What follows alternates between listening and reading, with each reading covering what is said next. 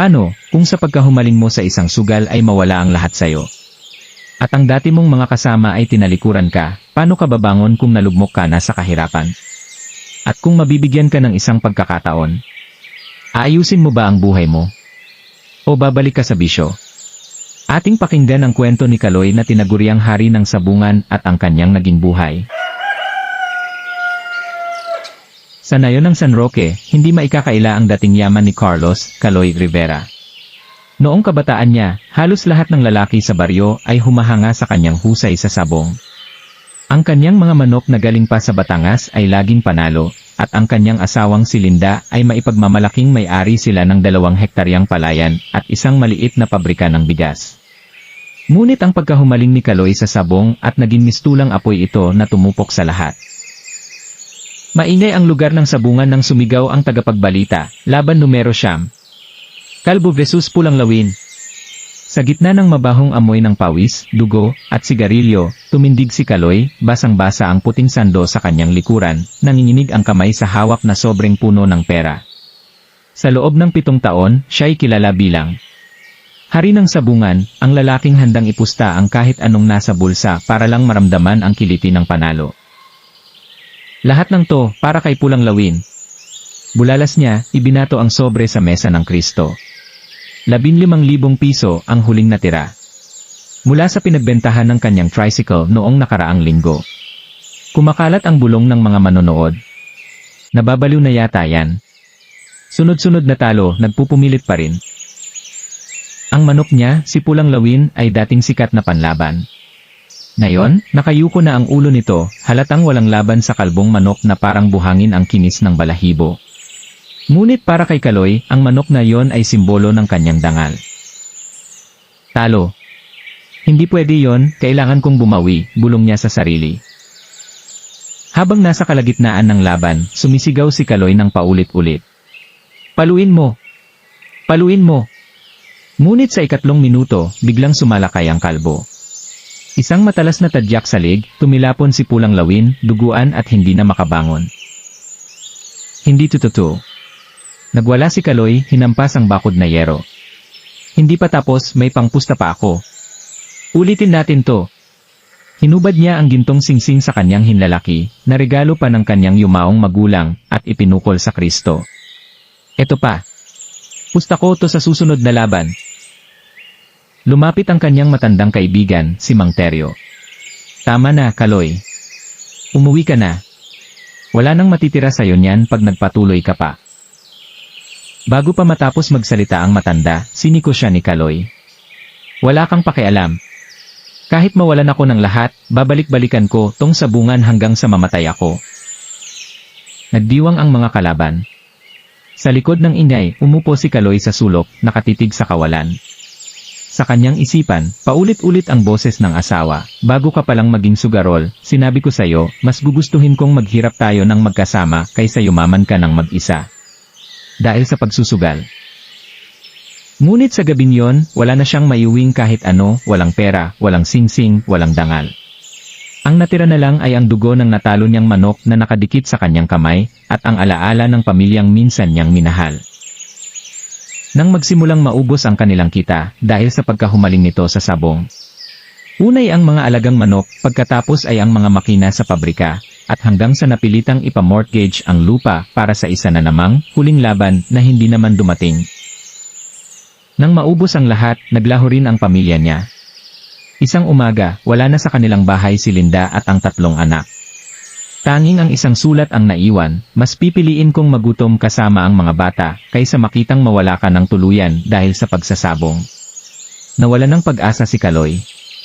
Nanirahan siya sa gilid ng ilog, nagpapakalango sa tuba, at namumulot ng tira-tirang pagkain sa palengke. Mainit ang sinag ng araw, nang dumausdos ang mga paa ni Kaloy sa mabuhangin daan. Nakasubsob siya sa tabi ng pader ng sabungan, nakabalot sa basahan na dating puting t-shirt. Ang kanyang mukha na dating kinikilalang hari ng sabungan, ay puno ng libag at galos. Sa harap niya, nakalatag ang isang lumang sombrerong puno ng barya at butil ng kanin. Hoy, ang hari ng sabungan, tignan nyo. Ang ganda ng porma. Biglang sumigaw ang isang batang sabungero na may hawak na inuming debote. Tumawa ang kanyang mga kasabay habang itinuturo si Kaloy. Pusta ko 1 piso, mas malakas pa tong daga sa basurahan kaysa sa mga manok mo. Nagkakagulo ang grupo, at isa sa kanila'y nagtapon ng 20 pesos sa lupa malapit sa mga paa ni Kaloy. Ayan, pambili ng pagkain ng manok mo kung meron ka pa. Huminga si Kaloy ng malalim, ngunit hindi siya umimik. Nasanay na siya. Tuwing katapusan ng laban, ganito rin ang eksena, mga lasing na veterano ng sabong, mga baguhan na nagyayabang sa panalo, at siya, ang dating hari na naging katatawanan. Biglang may tumapik sa balikat niya. Isang lalaking may gintong ngipin at mapupulang mga mata. Kaloy! Akala ko ba, di ka nababalik dito? Nakakahiya ka. Siya si Benjo, dating kalaban niya sa sabungan. Alam mo ba, ginawa mong tsismis ang buhay mo. Kahit mga bata, alam na ang istorya mo. Yumingin si Kaloy sa malayo, sa direksyon ng dating tahanan niya. Naalala niya ang huling salita ng asawa niya, mas pipiliin kong mamatay ng marangal kaysa makitang nagkakaganyan ka, dahil sa sabong.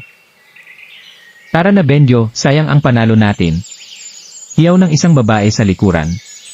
Bago umalis, hinagis ni Benjo ang isang supot ng pansit sa mukha ni Kaloy. Para di ka mamatay sa gutom sana.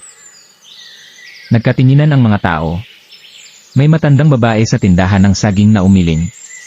May mga batang nagpanggap na nagwala na parang manok na natalo. Si Kaloy, walang nagawa kundi ipunin ang mga barya at punasan ang pansit na dumidikit sa kanyang balbas.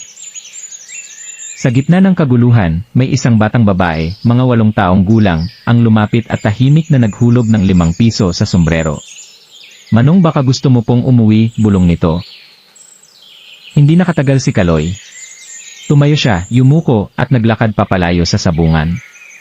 Sa kanyang likuran, patuloy ang tawanan.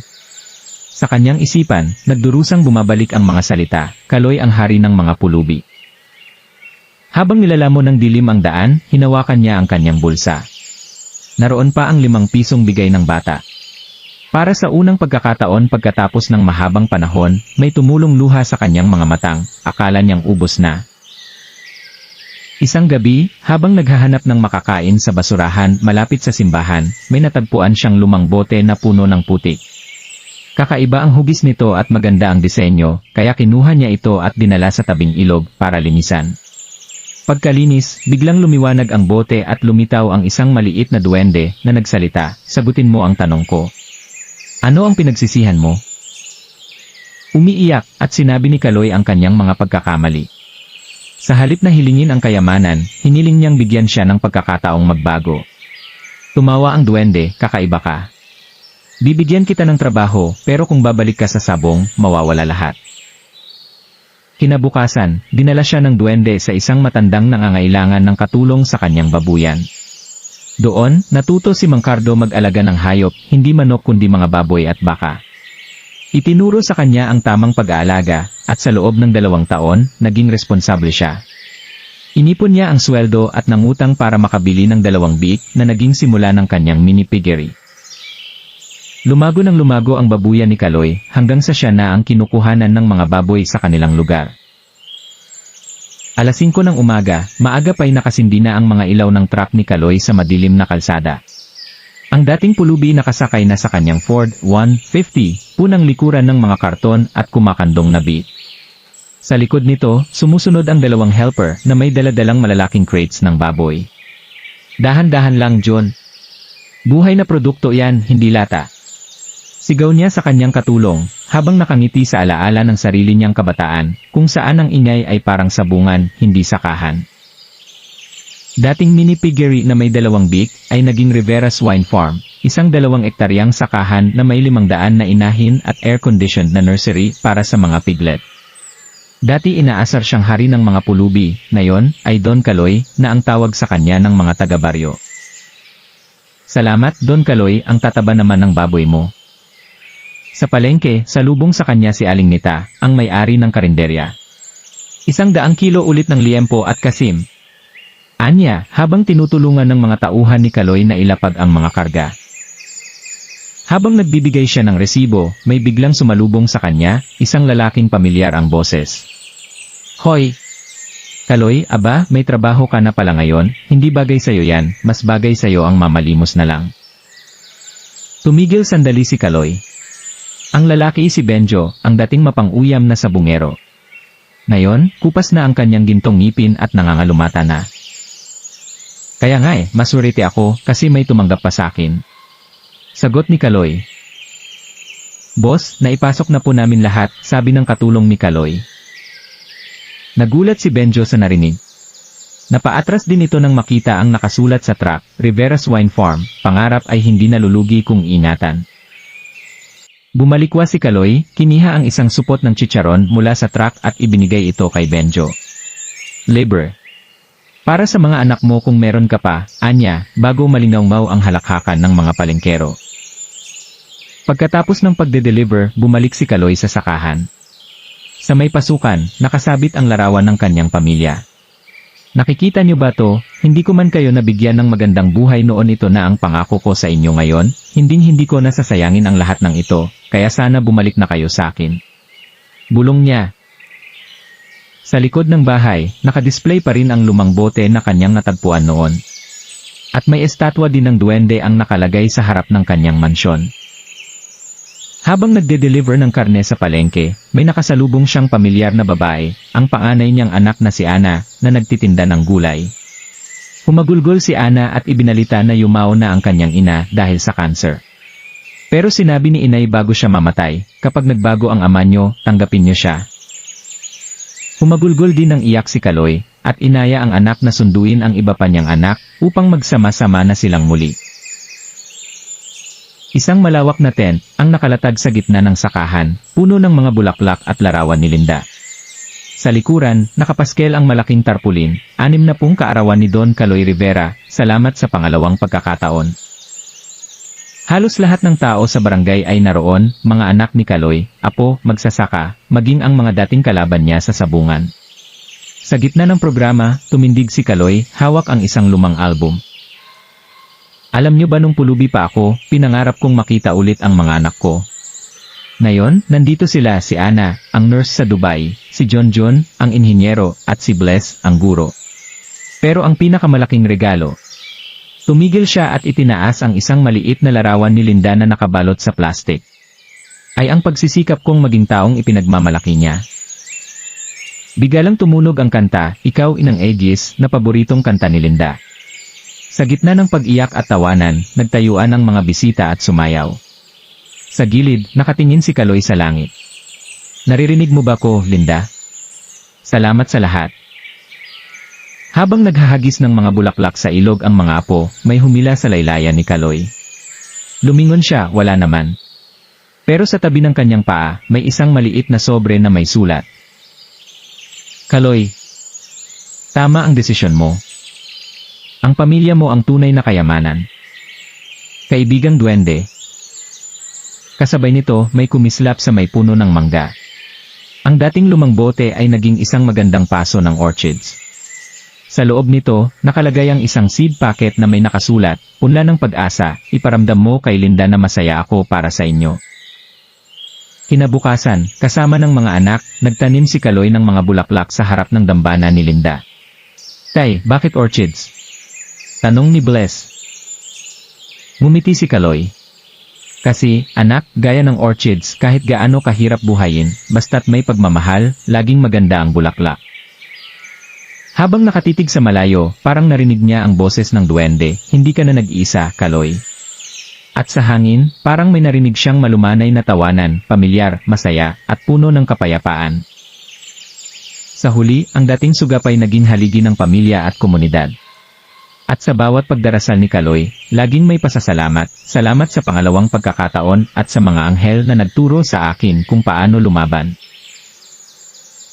Ang tunay na kwento ng pag-ibig ay hindi natatapos sa kamatayan, kundi sa mga taong nagpapatuloy ng iyong ligaya.